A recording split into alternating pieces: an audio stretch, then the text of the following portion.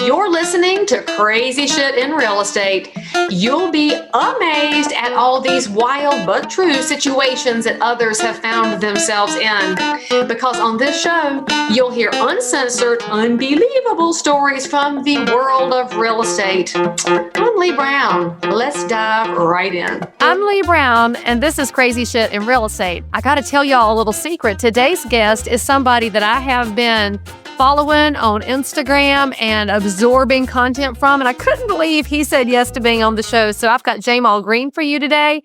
Get ready for a real visionary. Get your pen and pencil ready to take some notes, and I'll see you on the other side. There we go.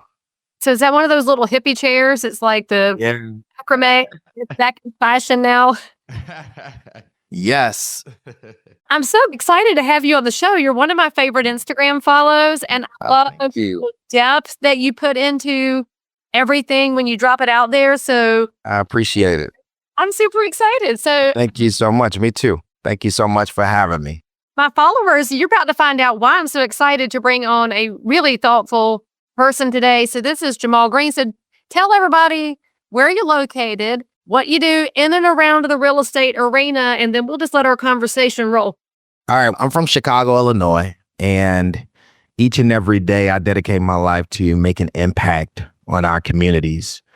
Since I was a young boy, I've always wanted better for my community, wanted better for my friends and those who grew up where I came from. I lost many friends to gun violence. I have almost been shot myself several times. And I grew up in an environment where we had food deserts, high crime, no mental health facilities, that schools are vastly underfunded, no community centers. And when you grow up in that type of community, you can either do two things. You can fall into being a product of the environment, or you can have the passion and motivation to change things. I took the latter. And I grew up and I said, I got to come back and invest in these communities and empower people to really change the state of their neighborhoods and stand up against politicians and leaders who aren't doing their jobs. And that's what I've been doing since I was 15 years old, when I started my first company at my high school to empower students and to lead anti-violence programs and lead anti-bullying programs, and took that to over 15 different states at 16 years old.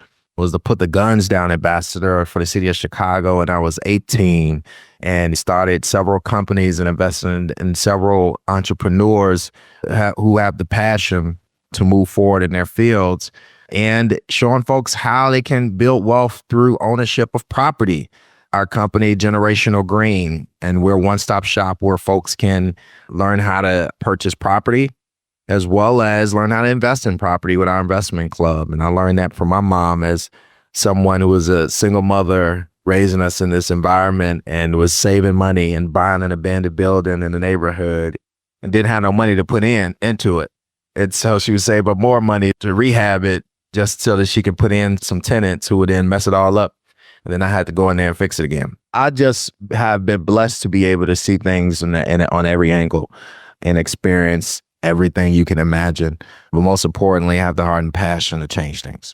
Okay, so I first encountered you. You were making some commentary about political, basically shenanigans. And as you all know, that's not even a partisan statement, because it could be in any market, anywhere, regardless of party. There's an elite versus the people problems right now going on. Yep. And so when I saw you talk about your mom and that first investment building, man, that's what sucked me all the way into your channel. Yeah. And I know it's her story to tell, but I want to know, from your experience as her baby, how did your mom come to this point of, all right, I only have enough capital to get the building, and there was no end in sight? Because sometimes I think with investing in real estate, everybody wants the mansion, the super fancy stuff, but there's a giant path to get there, and sometimes it requires the nonstop investing, which your mom did and sucked into, which that's the best thing for kids ever, is to deal with bad tenants. But talk a bit about her pathway in that, because I got to add here, as you look at your offerings, you see this too. The biggest hurdle that new investors have is that belief that they actually can. Yes. They come up with all the reasons why they can't, but mom didn't let that happen. So tell us a little more. So my mom is, she is me times several times over.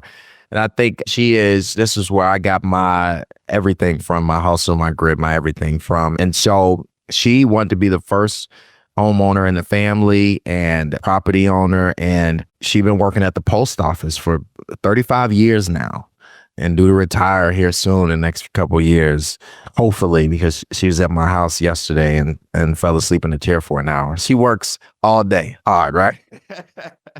Naps are good. Mom is very smart when you get one. Take a nap, right? But she has never stopped running all of these years. And so whether it was I'm getting off work and I'm gonna buy some jogging suits to sell at a bar to my friends, or she always found ways so that she can provide for her family as a single mom. And so the real estate was just that other piece of, okay, I need to become a homeowner in our family. Bought our first home for $160,000 in the hood, but beautiful home, right? It was a big home actually, but it was right in the heart of a lot of the mess, right? But this is what she could afford right now, and I want to be a homeowner. She did. Then she turned around and she started saving money to buy abandoned buildings that for $15,000 that were also in the neighborhood. She bought a building not even a mile away from where we stayed, maybe 5 blocks away. She bought a 2-flat for dirt cheap, Greystone at that. And she rehabbed it, put 2 Section 8 tenants in there. They wrecked the building. And then I had to go in there and see like the aftermath of, Jesus, holes, all the holes in the walls and roaches. And it was just terrible. But now my mom, she don't have the money to get a crew in here to fix it up again, right? So now she got this one handyman who she's paying $50 a day.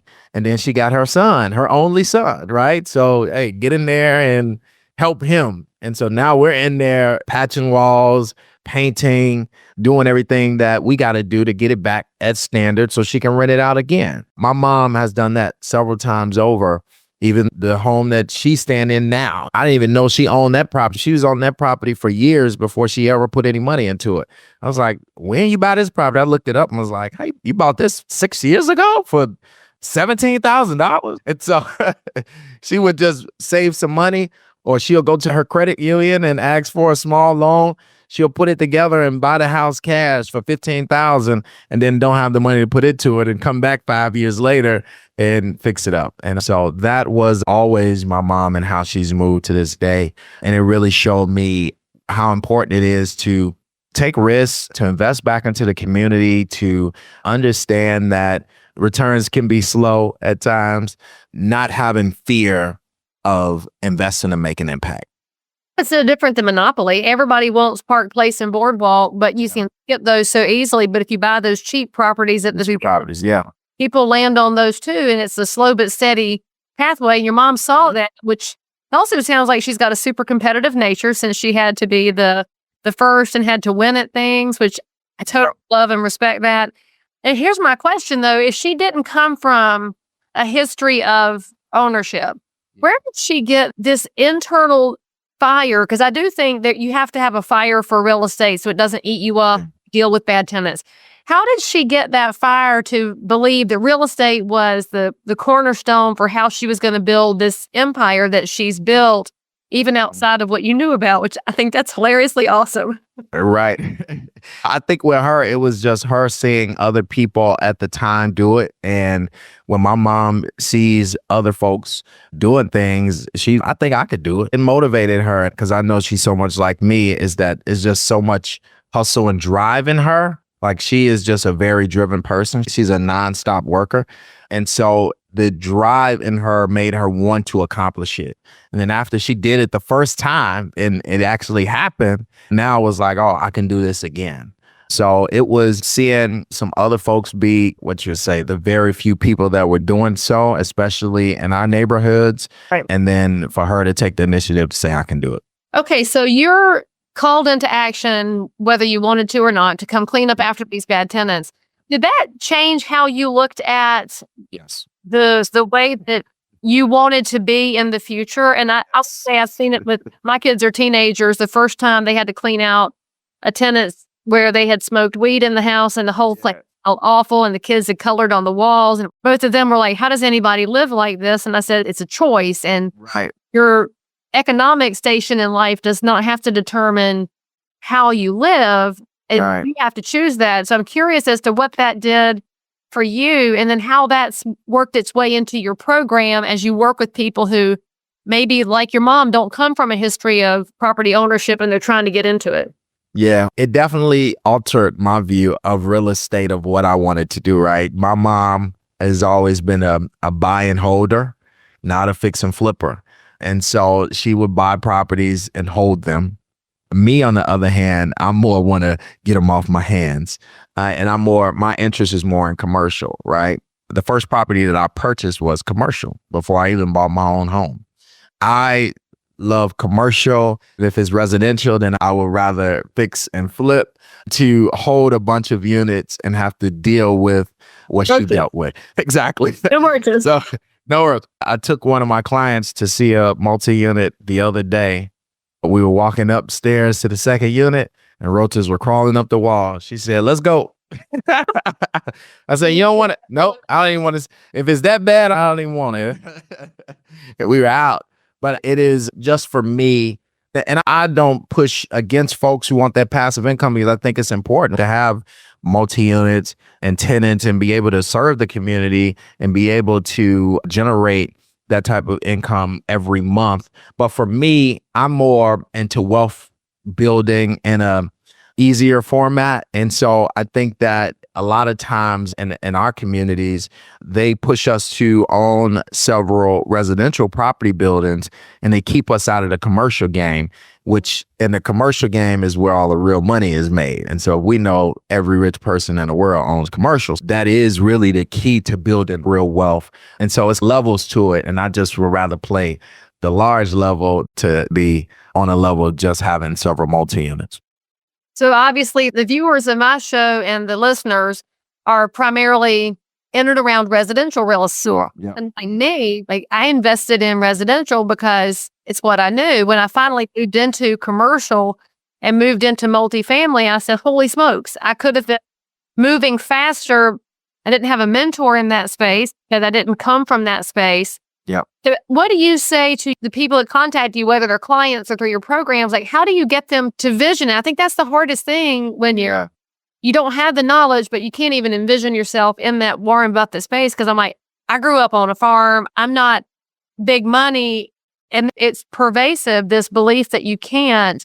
And you went, all right, so incremental steps. You said, forget the incremental steps. Let me just go ahead and get there. Tell us about that first purchase.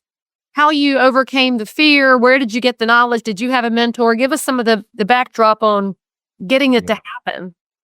Me, it was I'm self-taught in a lot of ways. I do have a very close friend who happens to be the biggest developer in the city of Chicago. That's helpful. Before that, I was already into commercial, but to see him do it on a scale of, he's done $750 million in commercial in the last 10 years. So yeah, like a large scale. And to see him really changed the state of a few different communities in Chicago with his development has opened my eyes up to even bigger. So I was here in commercial and my eyes went way bigger after seeing how he accomplished things and him teaching me and him allowing me to watch without gatekeeping knowledge and resources. And that's, I think, what's important, right? Is because a lot of times everyone who knows the game, they want to sell it. They want to gatekeep it or be the influencer for it online. You go, me, I don't believe in that because in the Black community, we have the lowest wealth in America. And so I don't believe that if someone in the Black community has the resources and knowledge needed, that somehow there's going to be just this stiff competition. Our wealth is so low that everyone needs to know so we can start moving at a fast pace to buying property. Our home ownership rate is the lowest and have always been. It has never changed since they instituted FHA. So like we need to give this game so that we can actually get to where we should be and the numbers that we should be, that where every other culture is. So we can't gatekeep knowledge on how to purchase residential or commercial.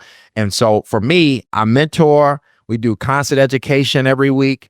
We do expos every quarter. We do trolley tours to things that are on the market, and we teach about prices, equity, etc. Right now, I got a client who has 2 daycares. One, she bought her first property cash, no, don't owe anything on it, and just paying property taxes, and did a home daycare in it. And then I want to do a commercial space. She went and rented a commercial space, and she's paying $2,100 for rent every month for her second daycare. And I said, no, we need to get you a commercial space, right? Just so happened, not even about a mile and a half away on the main street, right next door to the fire department. It's an old pawn shop that's in great condition that's being sold for $250,000, right? So now she's under contract right now buying a $250,000. It's a 5,300 square foot building that she can have her own daycare in, and her payment is going to be that $2,100. You get what I'm saying? That she's paying at that commercial space where she ain't even getting 1,500 square feet. She's going to get her own building plus a parking lot where she can have her plate pen and everything. And then the fire department next door. So it is just an amazing deal. And she's just excited to get her first commercial property. So I'm mentoring her and brought her the deal and got her the financing and helped her do this. So a lot of times we just need more people to stop gatekeeping, mentor, give the information, show them how to do it. I went through and showed her business plan projections, profit and loss statements, and just all the different things that they use to underwrite commercial and business deals and as owner operators. And that's what I do. I'm doing another one right now with a barbershop guy who's been cutting hair for 20 years. He's never owned his own barbershop, and I'm helping him purchase mixed use, right? One unit on the bottom, a 3-bedroom, 1-bath residential on the top, right? So he got a barbershop downstairs and he can rent out upstairs, and upstairs can pay the mortgage almost.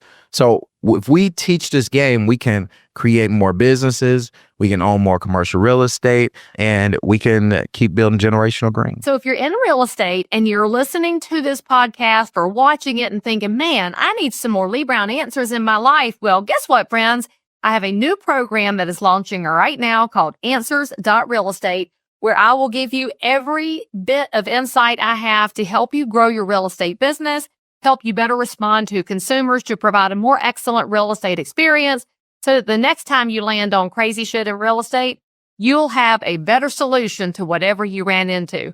Answers.Real Estate. There are monthly plans available. You will love it. Get your coaching. Sign up with me today. Well, and it's not just the mechanics you're giving, the P&Ls and all of the details. It's the vision, because my guess is she probably saw the shop and in her head thought, that's a pawn shop, thinking I can change the whole community, because a daycare can change a community because it gives people a way to figure out their work lives and figure out, especially when they're close by. Not that pawn shops aren't important, because they're a part of the economy too, but it's a difference in the community between Way different. a pawn shop and a daycare. And I don't know that we talk about that in real estate enough. That's one of the, in addition to the education, we sometimes help somebody say, you can actually put your barbershop here and rent the upstairs. And they say, it never occurred to me. They're thinking about the barbershop. Barbershop. Now I'm thinking about my neighbors, because this is my building in Concord, North Carolina that I'm in. Yep. The building next to me is a barbershop, and those guys they're amazing. When they first moved in, I asked them, what do you specialize in? They said, bald people, and I about died laughing because they said, that's who you want for long-term clients, because they come the most often. Yes. So they had this very intimate knowledge of their business. And of course, we've talked about the building, and it's just a long-term process of you guys could talk that guy into selling it to you, because at some point he's going to want to change where his money goes, and you want to be the first one in the contract. The first one. And it's just about the idea that you can do what you love. Yep. And you can build on top of that. Yep. And that's obviously part of the idea that we don't need to gatekeep so much. So if you look at the gaps, there's a huge gap in home ownership between the African American and everybody else. Yes. Do you think it is more lack of, we know the resources are there, but is the education the lack, or is it the vision? Yes. I worry about the visioning too, since your mom's different. And I keep coming back to this because if all you've ever seen is renting, and nobody ever said to you, you could own something. For a lot of people, it's that seed. Like Yes. in the parables, Jesus talks about you cast the seeds and some fall on fertile ground and some fall on rocky soil, but you have to be casting the seeds. And your mom caught one from somebody or something at some point, or her own competitive nature. How do Sure. we get that into the African-American community so we can get people to say, I want it, I'm willing to chase it. How do I get there? What are you seeing from inside? So education is number one for sure. And getting other people around them to motivate them. I think that's important because I've had clients. I had a client who for 44 years and she was 65 years old. And her daughter came together and bought a beautiful brand new rehab home. And she never thought, there's a video out there. I just was scrolling J Mall page. I never thought I could do it. And I think with me being influential in the neighborhoods and me showing people buying properties, it makes more and more people want to do it. I'm heading to a closing right after this as well. And we do our champagne toast and we do all of our different things. And so when they see it on video, they say, man, I can't wait to get to the table. I can't wait to do a toast. And we just have to motivate them and show them that they can do this. You can do this too. Look at this. The lady today, her first property, she's in her 60s. You can do this no matter what age you are. This is her first property and she's a grandma, right? And so we have to show them that no matter where you come from, if you got some income and you got decent credit, matter of fact, we can help you build your credit because we got a credit repair program.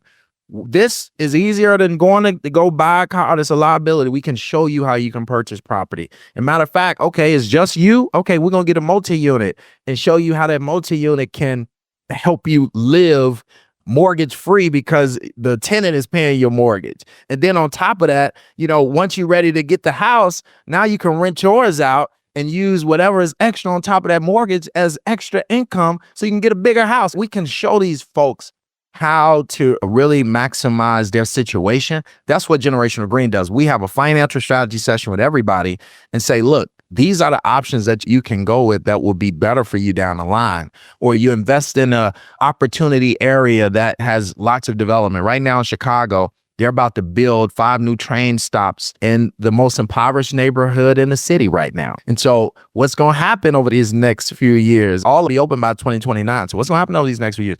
Everything's going to boom. So now what are they doing?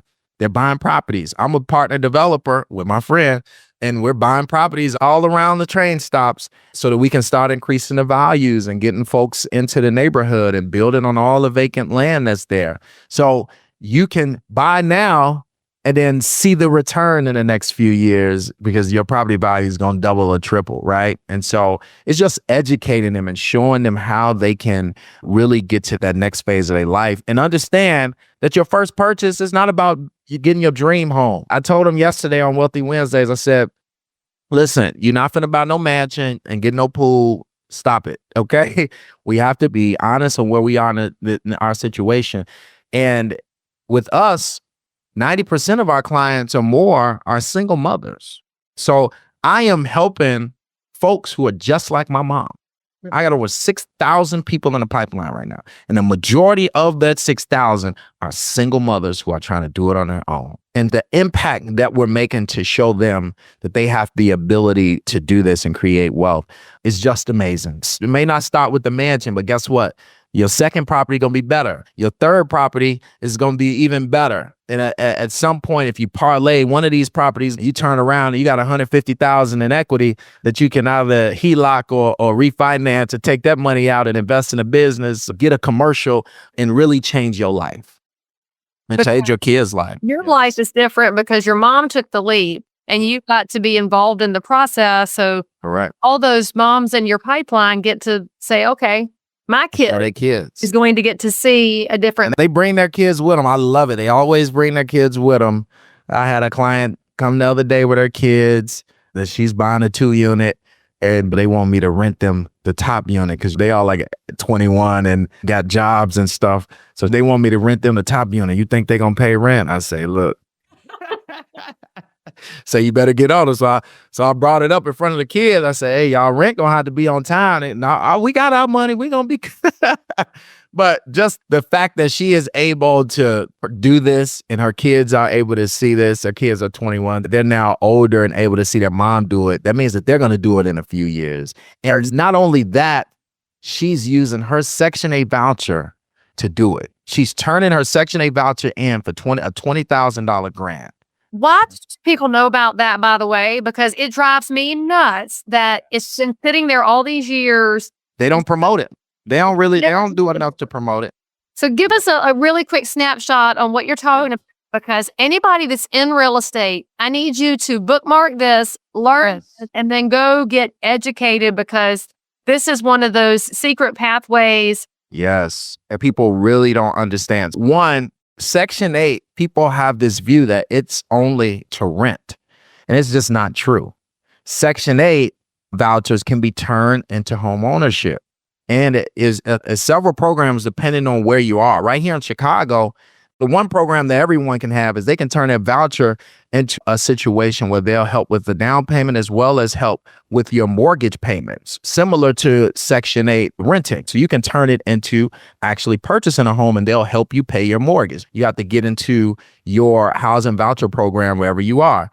In Chicago, they have a program here where they'll buy your voucher, right? So the Chicago Housing Authority will say, hey, here's $20,000 down, and you could buy your property. And so they'll let you turn your voucher in for $20,000, so you're not bringing nothing to the table, and it lowers your purchase price and walk you into owning your property. So you can either get into the program, turn your voucher into home ownership, or you could just turn it in right now and get under contract right now and then give you $20,000 in 30 days. So those are the two options for us in Chicago. And there are other different incentive and options around the country when it comes to Section 8. That's why we got to go into all the public housing places and educate these people and say, hey, y'all been on this for 5, 10, 15, 20. It's time to, come on. You got some income. You got a job. All right, let's go.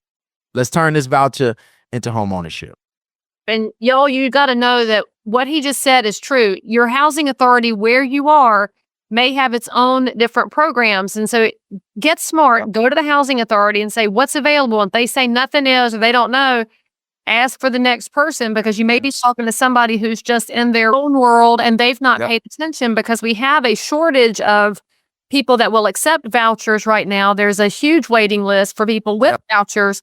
If you could talk to the people with vouchers and offer them another pathway, you might be surprised, because some people on Section 8 are in a low place in their life. They're not forever trying to just skate by.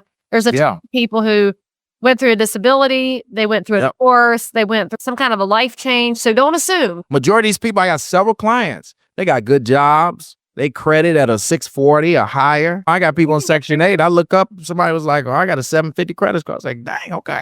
You know, they credit against good shape, and they've been at the jobs for 2 years.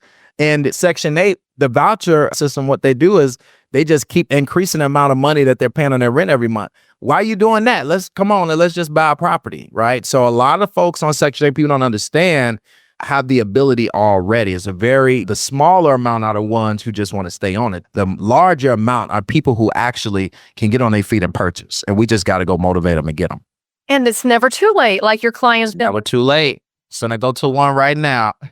That lady who's rented for 44 years, her property could have been too often. So that's where y'all, you got to realize that if you give the vision, give the hope, you can help somebody build out the next 20 years to look different than the first 20 years. So J-Mal, if somebody wants to follow up with you and find out more about Generational Green, if they're listening to this, they're in and around Chicagoland and they want to get involved in the programs, or you're an agent somewhere else that says, I want to be mentored so I can create that where I am, what is the best way for them to find? They can find me at J-Mal Green everywhere on Instagram and Twitter is JAYMAL Green. It's not hard to find me on social media, generationalgreen.com. We are able to support in many states as well. We have a credit repair program, tax clinic, education every week. And we got clients from around the country who tune in. And if there's a city where we're not fully in, we'll partner with a realtor there that can help them after we move them through the process. We got an Atlanta office opening up soon, a Nashville as well office coming up soon. We are expanding this movement to get people to move and make the impact on communities, and generationalgreen.com. Awesome. I really appreciate you coming on the show. I love what you're doing. Please continue to blast it out there, because I think about your 6,000 pipeline. If even 10% come through the program all the way, that is change the game. 10% of your followers' lives in a way that you'll never see it, but you'll know it was done well. And what a great legacy to leave. So Jamal, thank you so much. I was so excited to Thank you so much. I appreciate you. Please have me back on. Oh, I will, because I want to hear more about the next steps. And if you don't have Charlotte on your list, we'll have to talk anyway. Yes, we got to talk. We got to make it happen. Have fun at your closing celebration. And friends, say something in the comments, ask a question. If you need more information, you can ask there. Or, as always, visit the show notes for this episode for all of the links and handles so that you can follow up and help change somebody else's life in your community too. Jamal, thanks. And make sure y'all subscribe for more. I'll see you next time. By the way, friends, don't miss my brand new coaching program at answers.realestate, where you can have access to Leigh Brown, submit your questions, have them answered, meet like-minded professionals, have an entire library to help you build your business no matter what happens in the market. Get signed up today. I promise you'll be glad you did. As always, I'm so super thrilled that you joined in for more crazy shit. And if you're a realtor, investor, inspector, lender, or just a regular human being who happens to have an unbelievable story that you need to tell the world about, or frankly, you just need to one-up the story you just heard, then make sure to DM me on Instagram at Leigh Thomas Brown, or tweet me at Leigh Brown, or frankly, any social network where you hang out. I'm there. And if you had some fun, then you totally want to subscribe so you don't miss out on any future episodes.